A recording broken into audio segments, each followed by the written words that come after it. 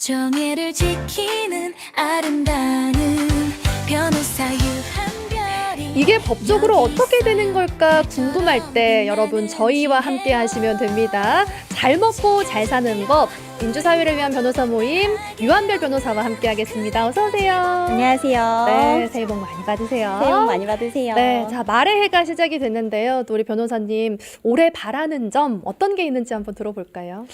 저는 개인적으로는 말의 해라서 힘차게 달려갈 예정이지만 네. 저를 또 힘차게 달려나가게 해주는 주변 분들 계시잖아요. 네. 그분들한테 조금 더 다정하고 따뜻하게 대하고 싶은 한 해입니다. 여기서 더 따뜻하면 녹아버릴 것 같아요. 그리고 하나 더 바람이 네. 있으면 우리 빛나도라는 이 은하수를 이루고 있는 분들 누구실까요? 빗둥이들? 우리 빗둥이 분들도 네, 건강하고 행운 가득한 한 해 되시기를 기원하겠습니다. 아우, 따뜻한 덕담으로 시작을 해보겠습니다. 자, 오늘도 시청자분들이 많은 고민들, 궁금한 점 보내주셨거든요. 함께 첫 번째 사연부터 만나보도록 할게요. 자, 먼저 닉네임 두꺼운 반팔님께서 보내주셨어요. 실명 대신 이니셜이나 별명을 써도 사실적시에 해당하나요? 라고 질문을 주셨는데 이게 아마 인터넷에 온라인에 글을 쓸 때 누군가를 이제 이야기하면서 네. 실명은 적지 않았지만 짐작 가능한 뭐 별명, 이니셜을 썼을 때는 어떻게 되나에 대한 질문인 것 같거든요.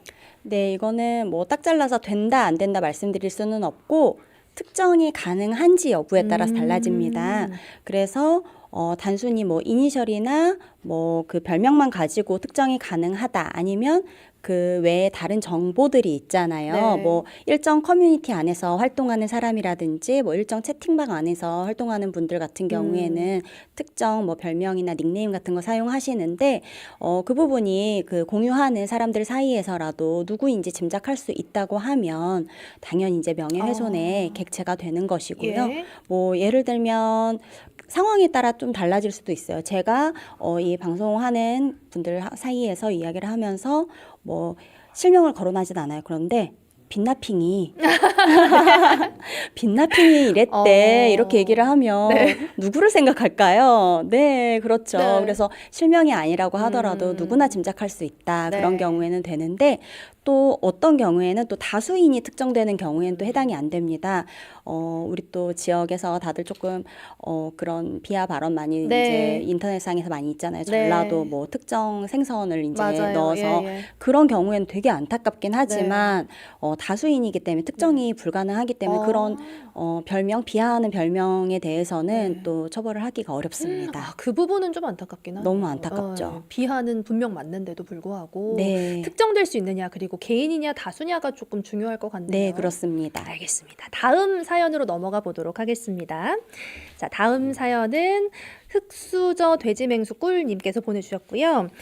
상대가 기혼자인 걸 몰랐다고 하면 상간 소송을 할 수 없나요? 그리고 법적 책임이 있는지 없는지 궁금합니다라고 질문을 주셨습니다. 그러니까 이게 어떤 상황이 있는 것 같네요, 그렇죠? 네, 보통 이런 예. 경우는 아마도 그 기혼자인 상대방이 속이고 나는 미혼이다, 네. 미혼 행세를 하면서 이분을 속이셨던 것 같아요. 그랬는데 배우자 입장에서는 어쨌든 남편이든 아내든 부정행위를 저질렀기 때문에 그 상대방을 상대로 상간소송을 제기를 하겠죠.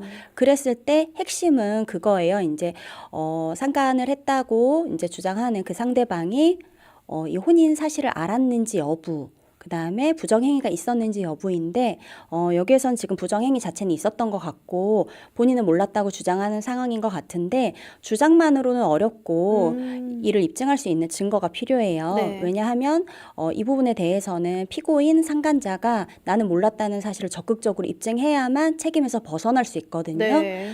예를 들면 제가 맡았던 사건 중에 이제 벗어나신 분이 계신데 그분 진짜 억울하셨어요.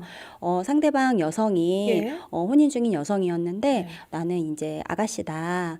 미혼이다 네. 속이면서 엄마랑 둘이 산다 하고 있었고 교제 기간도 매우 짧았어요. 네. 그래서 길면 오히려 생활 패턴 같은 거를 알 수가 알아보기가 있을 텐데. 좋은데 너무 뭐 한 달인가 두 달 정도밖에 교제 기간이 되지 않았기 때문에 몰랐고 결정적으로 주차장에서 마주쳤는데 그 배우자가 다가와서 나 이 여자의 남편이다 막 이렇게 네. 따지니까 놀래가지고 여성분이 이 상간자 남자분한테 차에 가서 기다리라고 했어요. 마침. 그래서 차에 차에서 기다리고 있었는데 여성분이 남편하고 막 얘기를 하신 다음에 주차장에 오셨어요. 네. 그래서 이제 남자분이 어떻게 된 거냐, 저 남자 누구냐 했더니 미안하다, 사실은 내가 그랬다 했는데 마침 그게 블랙박스 내부에는 음성이 녹음이 되잖아요. 예. 그래서 그 음성 녹음 파일을 제출을 해서 오해를 풀고 그 배우자는 이제 상가한 소송은 취하를 하셨었어요. 네. 그런데 이런 경우는 굉장히 좀 극히 드물기 그쵸. 때문에 만에 하나 좀 이런 부분에서 본인이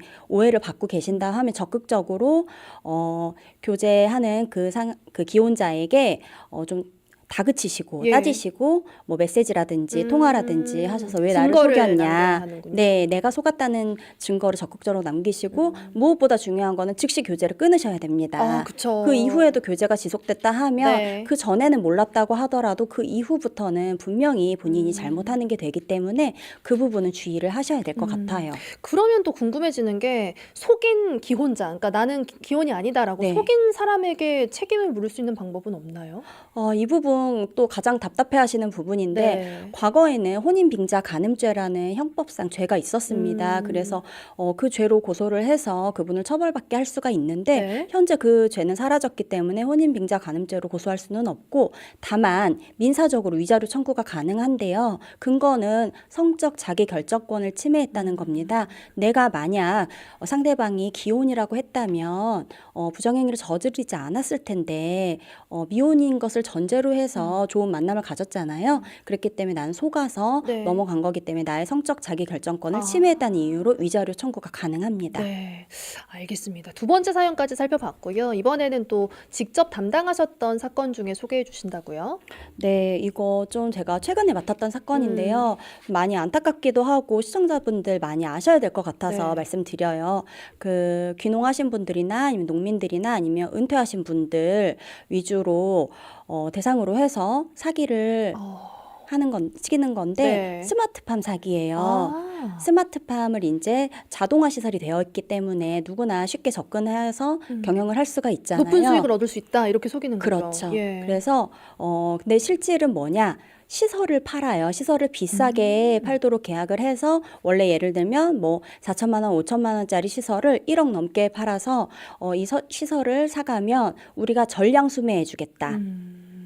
그래서 종자도 사다 주고 네. 종자값을 받아가지고 종자를 매월 사다 주고 또 보통 이제 주기가 좀 수확 주기가 짧은 애들을 이제 위주로 하게 하는데 사다 주고 처음에는 수매를 좀 하는 척을 해요. 수확을 했다가 그 대금을 입금을 좀 해줘요. 그런데 모든 사기들이 그렇듯이 한 두세 번, 뭐 길게는 5, 6번 정도는 입금을 하는데 그 다음부터는 뭐 유통이 어렵다, 요즘 경기가 어렵다 이런 핑계를 대면서 차일피일 미루면서 갖다 주진 않아요.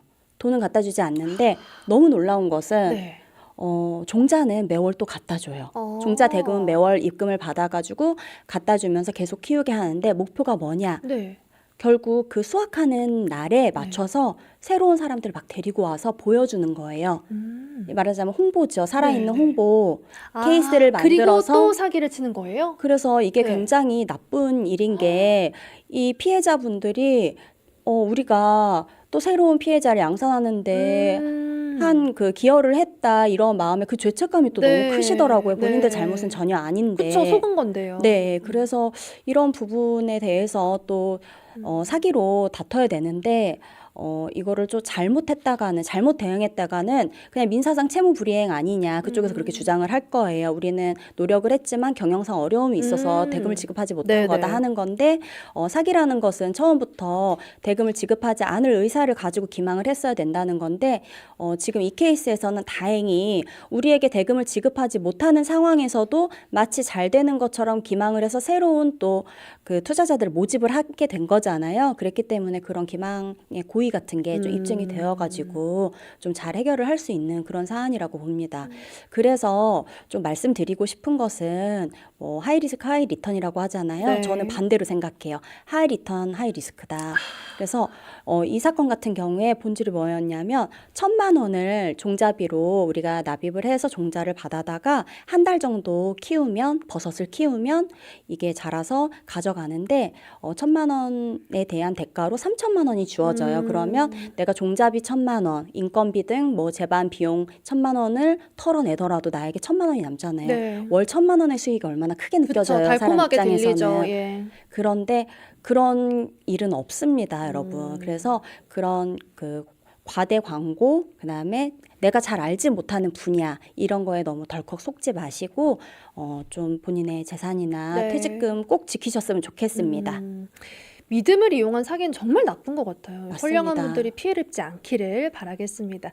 오늘도 정말 실생활에 알아두면 도움이 되는 여러 가지 이야기들 함께 들어봤습니다. 고맙습니다. 감사합니다.